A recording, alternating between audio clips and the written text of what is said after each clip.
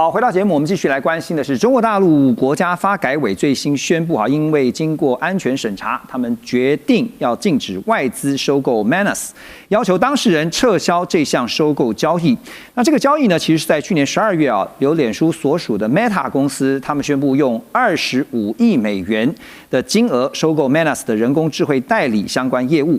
那莫卡托中国中心的研究员，这位叫做 Wendy Zhang， 他就分析。那么他说呢，企业转移到海外以便寻求海外资金，也获得更宽松的监管环境，同时呢，不具有比较明确的中国企业形象，那来吸引全球的客户投资。他说，一直以来其实北京都在容忍这种做法，但是这一次 Manus 的收购案却可能会成为一个重大的转折点。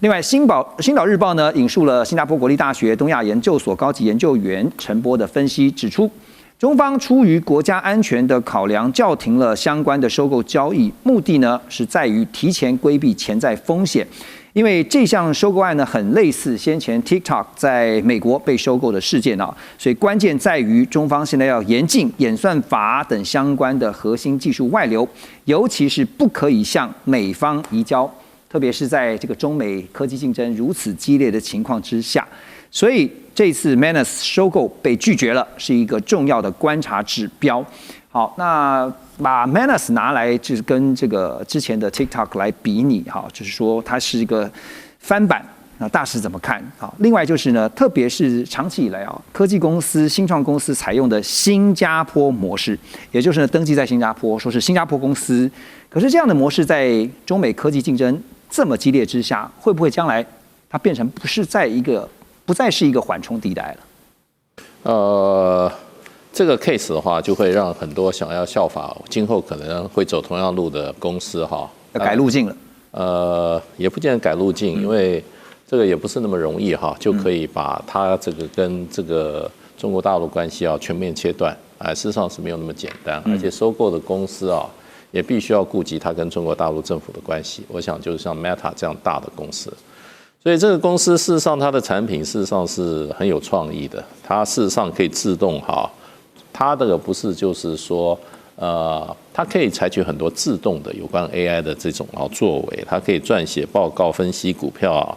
那么它也可以建立网站，也可以怎么样，也可以制作 PTT 所以它被定义为一种通用 AI 的智能体。专注于自动化执行复杂项目，所以它事实上的话是一个算是发展很先进的一种所谓的 AI 大模型之一 ，AI agent、AI 代理人的功能非常强，所以这个就已经显示中国大陆尤其在算法的部分应用方面 ，AI 应用方面，那个已经极具原创性，就跟 DeepSeek 出来以外，当时 DeepSeek 就说我现在是做到0到1的部分，中国过去都是1到10、1到20这个部分，那0到1的部分，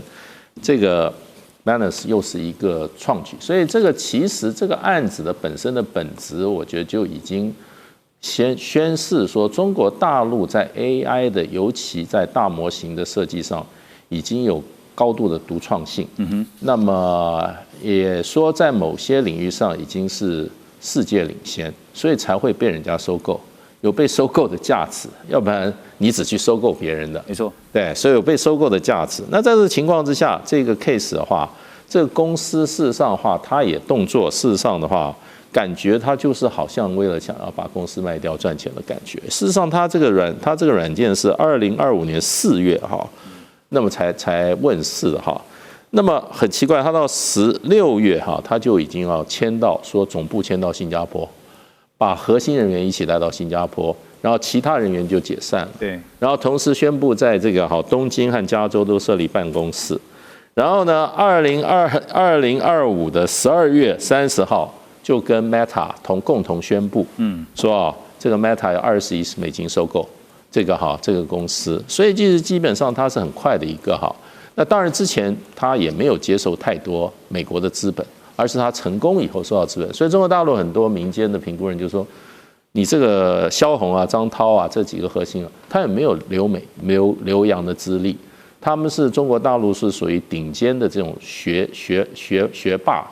然后呢武汉大学完全没有留学的经历那只是说他们的产品大概很快被这些外资看到了以后，提供了很优厚条件，就把它一步一步，而这速度很快。对，那问题就变成他去年12月30号宣布收购中国大陆的动作也非常快。那商务部立刻就在第二年的1月18号，也差不多就是说3个礼拜，就说要进行调查这个案子。可见对于 AI 发展，中国大陆是高度警觉心的。那这个调查到了也不过很快，大概3个月，也就是这个月27号，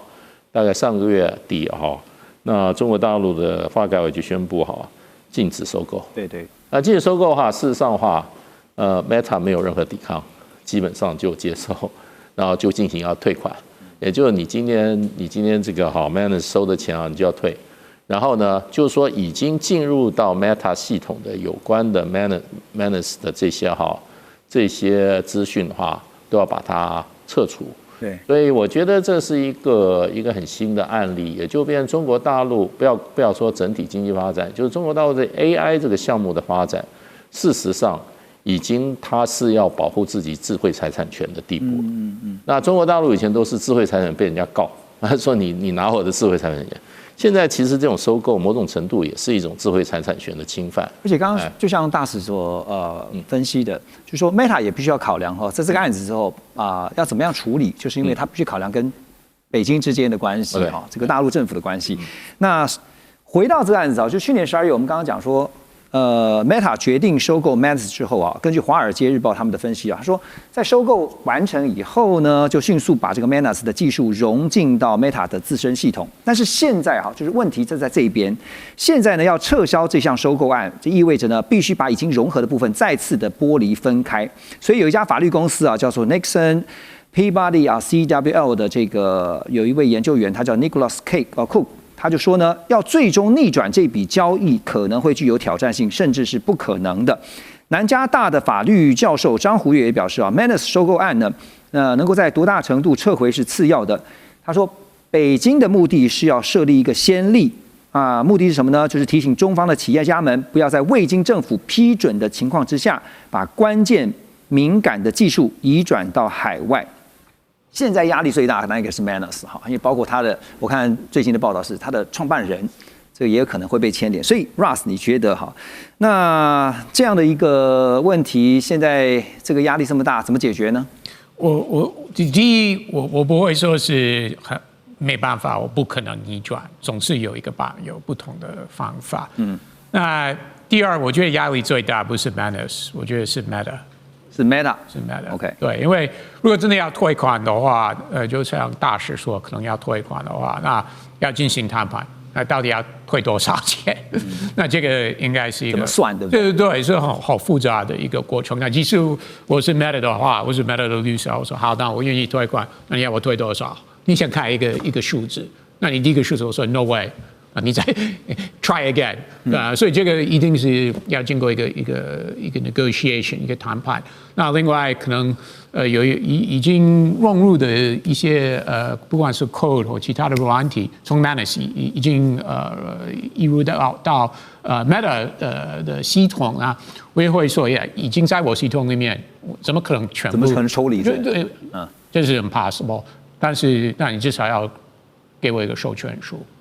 那可以继续使用，我们签约，我付一笔钱，你让我继续使用，所以这个真的是一个 negotiation。所以你觉得说要反转的机会是不大的？反转的是也可能的，我觉得是很有可能，因为如果就像大使说，如果中国坚持的话，那 Manus 是没有办法，他们一定要按照中国的说法，真的，他们没有办法说，我说 Manus，尤其是他们的创办人等等，他们没办法向中国说 no， 对不对？毕竟他们都是中国人。同样的问题，温老师你怎么看？其实现在问题就是在 Manus 这边要怎么样？我们从技术的角度来看就是刚Ross 讲得很快，他说那个融入里面包括那些 code， 就是那些编码program 就是程式码，也许有几千万条、上亿条，不知道多少。它其实已经融入到 Meta 底下有 Facebook、Instagram、Threads、Messenger 都是它的软体。它为什么非要抢这个不可？因为它是全世界最大的社交软体之一嘛。它有 Manus 它可以帮助它的生意做大很多。所以 Microsoft 其实跟 Google 都想抢这个生意啊。但如果它的所有的这些 program 都已经融入进去了 ，algorithm 我都知道了，你叫我退，我怎么退啊？它不是一个有形的产品，我拿回来技术上很困难，技术它都已经得到了。那 Meta 通通拿到以后，好，那我退钱，只要把时间拖得非常久以后，这个软件已经完全融入了，我就说，其实我也慢慢发展出来我自己一套，你就很难去证明说我现在没有用你的东西了。所以事实上，还跟没有还就是要界定很难了。所以我觉得他刚刚讲对，就是 Ross 讲对啊，那个 Manus 的创办人是很头大，我拿到钱叫我退钱吗？这要退多少？对，退多少？然后我的软体、我的技术 algorithm 都已经给出去了，我拿回来又有什么意义呢？我人也都遣散了。对，他本来就准备把它分散成国外，变成个国外公司卖给国外公司。那中国说不行，你根本就是中国公司。我现在这个事情的发展真的也是始料未及的哈。那吴老师你又怎么看？因为亚洲这个我们画面当中讲说，亚洲协会政策研究所一位李琦分析员，他就分析说呢，对于想要借助第三国像现在 Manus 呢，它就是在新加坡嘛进军国际市场的中国大陆企业来说，北京并不会接受你的公司的表面的身份。那如果呢，这个技术创始人人才库是中国大陆的，那么无论你的企业注册地在哪里，在战略上仍然被认定就是中国大陆的企业。所以在中美竞争激烈的架构，这个看起来也不会有什么太大的变化的情况之下，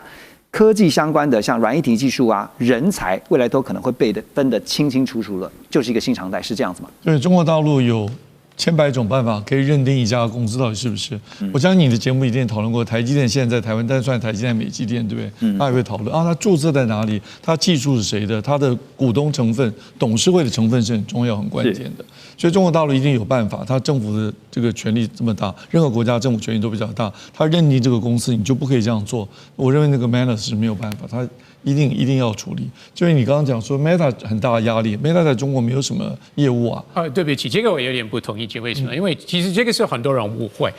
虽然在中国不能用 Facebook，但是 Facebook 长期以来是在大陆里面有很多广告客户了，因为他们在 Facebook 会卖广告、卖东西到美国去了。所以其实 Facebook 就是很多人误会，我不知道。Facebook 一直以来都在大陆赚很多钱，真的很多钱。所以这就是为什么 Facebook 就是 Meta 会非常的 care。Facebook 在大陆有代理商帮他们卖广告，因为很多厂商，尤其是中小企业，我英文不好我不知道怎么买广告。其实 Facebook 在大陆有代理商是帮中国的中小企业在 Facebook 卖广告，所以其实 Facebook 也要考虑这一点。我同意。我刚刚是说 Facebook 在中国大陆，因为它的社交媒体在中国大陆都不能用，所以它会用另外一种形式给它各种它的限制，但是不是对你刚刚讲的对，我说它不会用使用者，因为中国大陆没有 Meta 的使用者。刚刚讲的几个社交软体，中国大陆基本上是不能用的。没错，所以现在不管是其实 Meta 也好，或是 Manus 也好，这个双 M 其实现在都因为这个真的是始料未及没有想到说这个收购去年底这个谈成以后呢，竟然在这个时候又生了这么大一个波澜。好，我们等一下回来呢，要来更进一步的讨论的一个是伊朗目前最新的局势，马上回来。中美互动牵动全球，美中竞争，地缘争霸，外交、军事、科技、经济，多元观点，权威分析，一同掌握2026全球新秩序、新赛局。每周6日，寰宇全世界带您走进全世界。